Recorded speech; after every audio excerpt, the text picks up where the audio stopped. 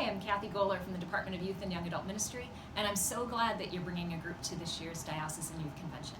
As we get ready to prepare for the convention, I wanted to take a few minutes here to talk with you about junior advisors. I hope you'll hang in with me for about the next 10 minutes so that we can just discuss a little bit about some of the key questions that group leaders face when it comes to junior advisors. We want to help you to be intentional about making these really good and important choices.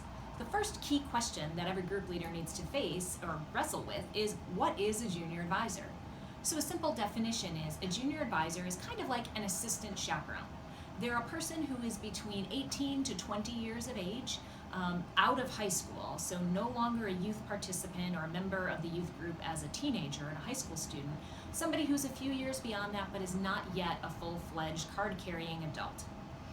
There's lots of benefits to having these folks around and with your group at the convention.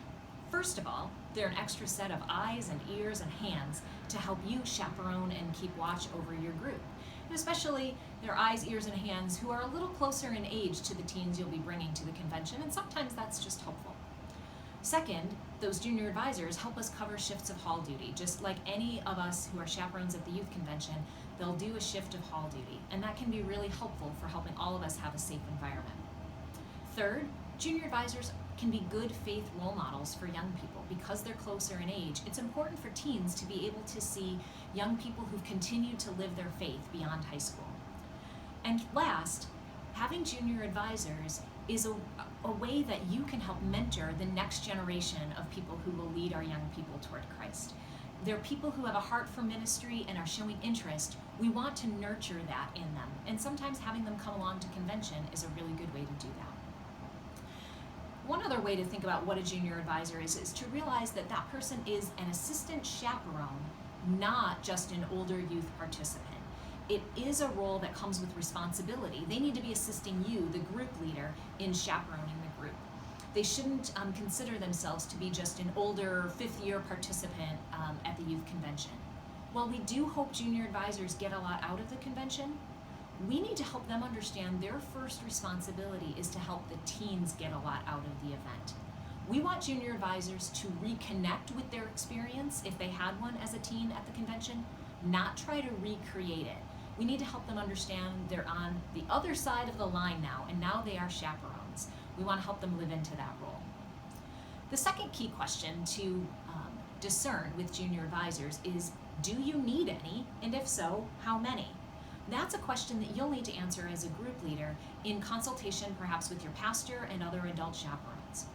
You need to remember that every group at the convention needs at least 2 chaperones, regardless of size. Then our ratio is 1 adult for every 6 teens. So if your group is less than 12, you're okay with 2 adults. If you have more than 12 teens, you need 1 adult for every 6 teens you add. Now, it's important to know that junior advisors don't factor into that equation at all. They're kind of outside of that ratio. We want to be sure that you have adults who are 21 years of age or over with your group at that 1 for 6 ratio. Junior advisors are in addition to that. You'll want to be sure you don't have too many junior advisors, because you wouldn't want your group to be lopsided and have a whole bunch of junior advisors for only a few teens. You probably only need 1 or 2 junior advisors to be with your group, but that's really going to be up to you.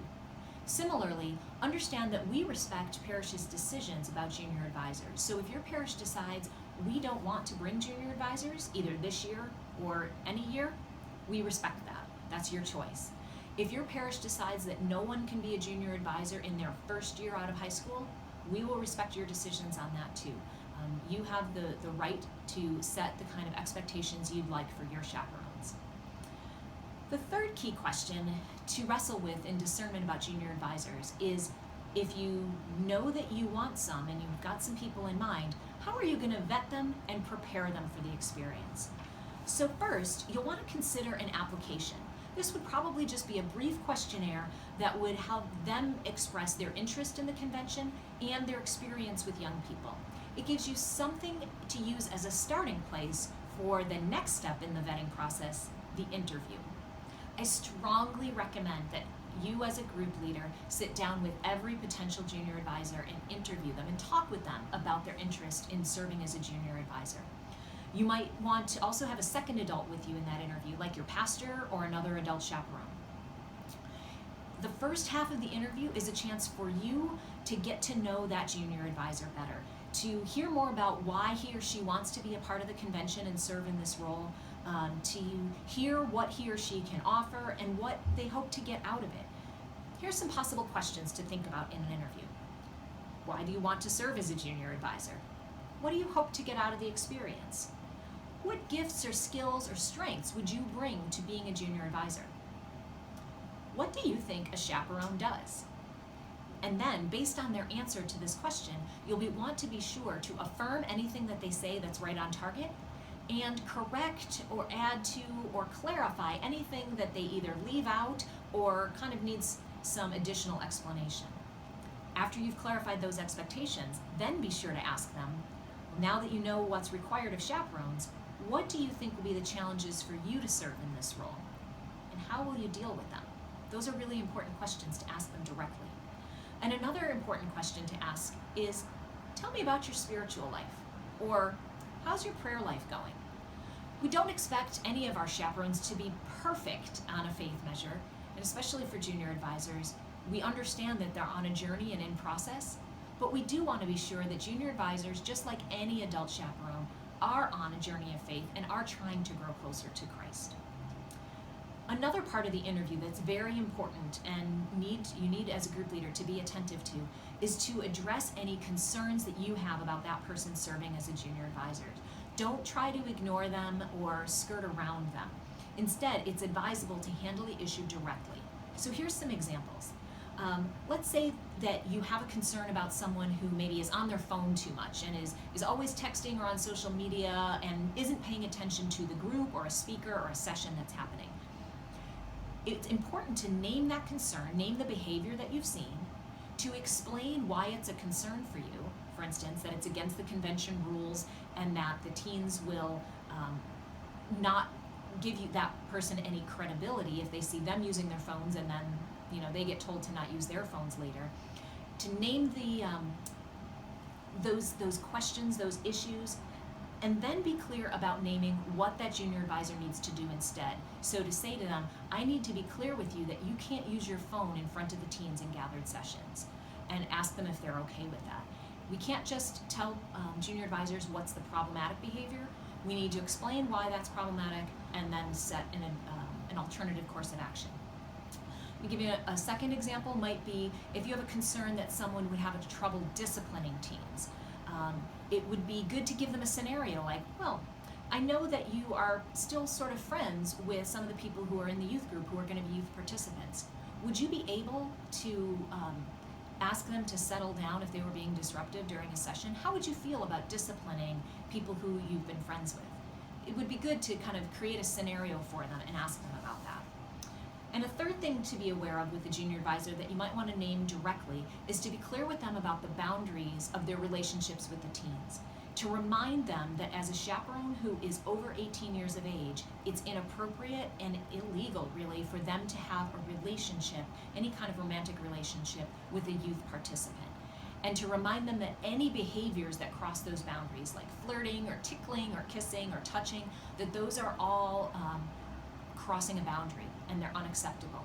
You need to be sure that they're aware of those expectations and make sure that they know what the consequences would be if they break those expectations. Last part of preparing them for their role, if a junior advisor has successfully completed the interview process and you want to have them with your group, then you need to be sure that they're in compliance with the safe environment policies of the diocese. So you'll make sure that they fill out a uniform volunteer questionnaire, that they sign the diocesan code of conduct. You'll want to make sure that the parish checks their references, that the parish requests the criminal background check, that the junior advisor makes sure to go to a Protecting God's Children workshop sometime before the convention weekend.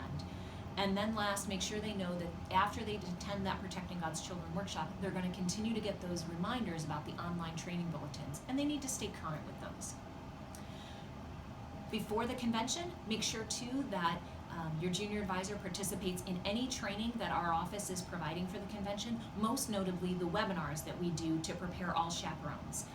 for the event. Those webinars are for group leaders, adult chaperones, and junior advisors. It's good information that all of us need to know before the convention. And then during the convention, as the group leader, you'll just want to be sure to check in with that junior advisor as the weekend goes along.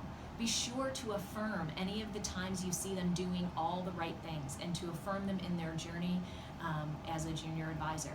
And be sure to notice any times that they're not quite meeting your expectations and be sure to address those with them.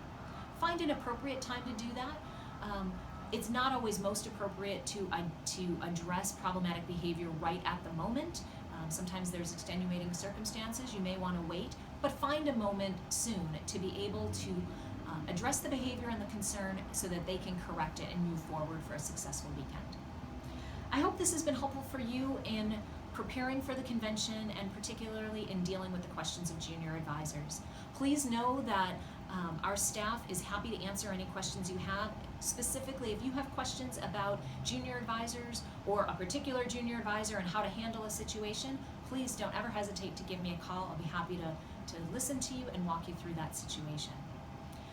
We hope that you have many blessings in your preparation for the Diocesan Youth Convention. We look forward to seeing you there. Good luck and God bless you.